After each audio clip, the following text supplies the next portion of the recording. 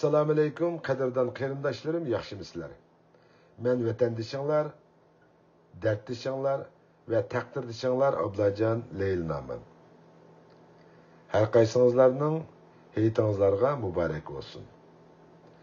Men bugun chet elda o'z ona vatanidan ayrilib, musofirlikda yashayotgan bo'libmi, kindiq qini to'kilgan ona vataniga, yurtiga, mahallasiga, o'zlarining tug'ilib o'sgan mehribon oilasiga qaytolmay, yaqin yurtlarda sarsoni bo'lib, bichora yashayotgan bir Uyg'urning hech ayamlarni naqadar mushkul va sig'inish ichida ota-onasiz, urug' tuqqansiz, qavmi qarindoshsiz va do'st birodarsiz o'tkazdiganligini tasvirlash yuzasidan yozgan Vatan seni sig'indim nomli bir parcha she'rimni o'qib bermoqchiman.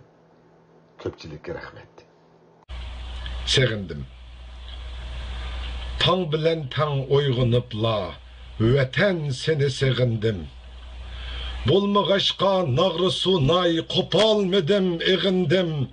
Ah xudo qandoq qarorman, yuzingga men bitorat. Bo'ldi tur qilg'in ibodat, deb o'zimdan o'tindim.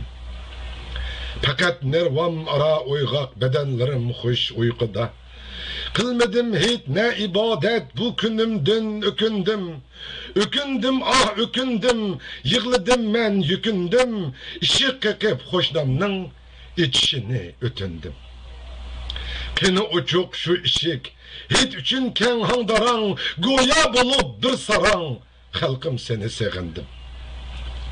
Yığmaq bulup nervamni, yumdum guva közümni, açqınımda denizning boyda kördüm özümni, derhal yığıp fikrimni, men denizge yelendim. Etkince ey dolqunlar, denizning ne derdi var, deniz turup yeni da, bitaatlik nerede var, desem dedi dolqunlar, halınga bek içindim. Paydalan sen muhittin, şunun özü ibadet, Xalqının halkını nimelerden ibaret, şunu kılsan muhittin her dakika icazet, demez fakat şundala hiç kimseni bitaret. Kalbim yorup söyüngeç, kirdim şungup denizga, ötkizmek bu heytimni dolqullarga ketildim. 2001 3. ayının 5. günü Florida, Amerika'nın Florida state'de özüm yalğız musafirlikte ötkizgen heytimga atap yazgan